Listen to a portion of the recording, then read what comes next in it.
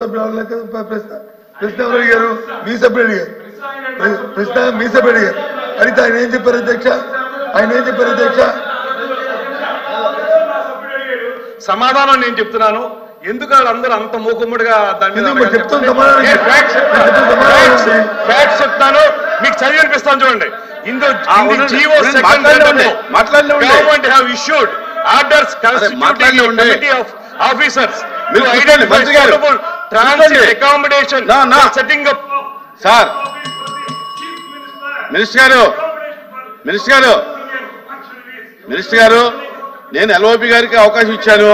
మీరు తర్వాత మీరు మాట్లాడండి. మీరు అలాగే ఇంటర్వ్యూని అయ్యి ఇబ్బంది పెడితే అలాగే మాట్లాడండి. ఎల్ఓపి గారు మీరు అలా అద్భుత సాధించారని చెప్పినట్టు చెప్తారు. జీవో ఇచ్చింది పబ్లిక్ డాక్యుమెంట్. అది కాదన్నది ఎవరు? వెనకంటే మాట్లాడుతున్నారు అధ్యక్ష తప్పుతారు. అన్ని మీరే మాట్లాడుకుంటారు. మీ మాట్లాడలేదు. ఇక్కడ మాట్లాడలేదు. నో అధ్యక్ష.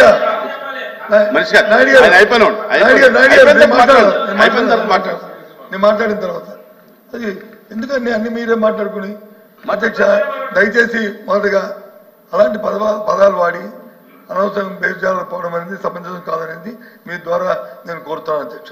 ఒకటి. రెండోది ప్రశ్న ఏంటి అధ్యక్ష? అనుమతులు ఉన్నాయా లేదండి? అనుమతులు ఉన్నాయని మంత్రి గారి కమిటీకి చెప్పారు. చెప్పి మళ్ళీ ఆయన మాటల్లో అంటారు ప్రజలతో ఆమోదం లేకుండా ఎవరైనా బిల్డింగ్ ప్రభుత్వ బడికి భవనాలు కట్టినా ప్రైవేట్ భవనాలు కట్టినా ప్రజల ఆమోదం ఉంటుందా? ప్రజలతో పక్కింటో ప్రజలు అడుగుతారు అధ్యక్ష. మున్సిపల్ అడ్మినిస్ట్రేషన్ గవర్నమెంట్ దానికి కావాల్సిన పరిపాలన శాఖ దానికి కావాల్సిన పర్మిషన్ ఇస్తాయి, అది కడతారు అధ్యక్ష.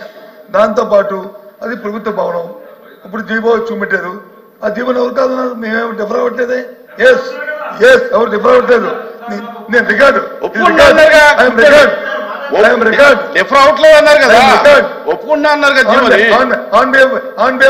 Party I'm record.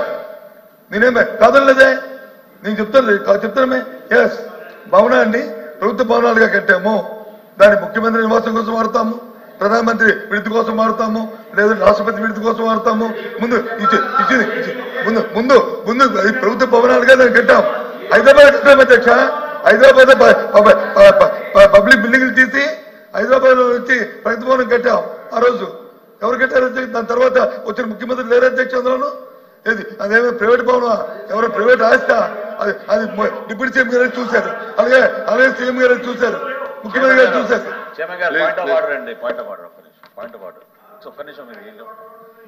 Sir question hour లో మీరే మొన్న సభ జరుగుతున్నప్పుడు నిబంధన ఏర్పాటు చేశారు.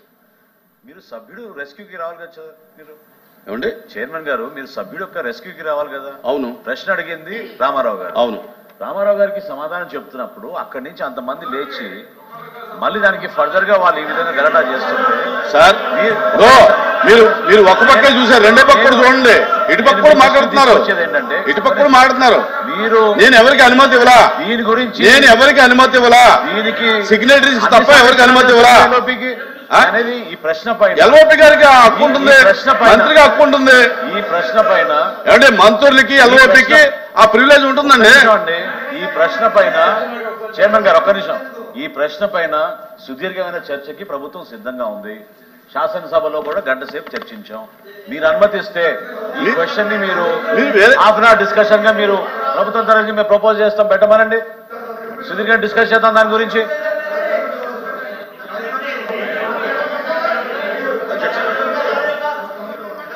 అడుగుతానని ఇచ్చారు. ఇప్పుడు సార్ ప్రభుత్వ భవనాలని కడతారు సార్. అది వారు డిబేట్ ఎందుకు అవుతుంది, డిస్కషన్ ఎందుకు వెళ్ళారంటే వారు వచ్చి ప్రశ్నకి ఆన్సర్ కాకుండా ఉపన్యాసాలకు వెళ్ళారు కాబట్టి చెప్పాలనే ఉద్దేశంతోనే మాట్లాడుతాను తప్ప లేకపోతే నేను మాట్లాడే సందర్భం కాదు.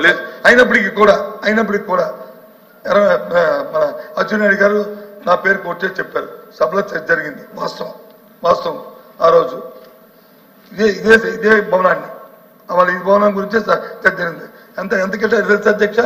రికార్డులో చూసుకోమని ప్రభుత్వం అంతే కదా 14,000 రూపాయలు స్క్వేర్ ఫుట్.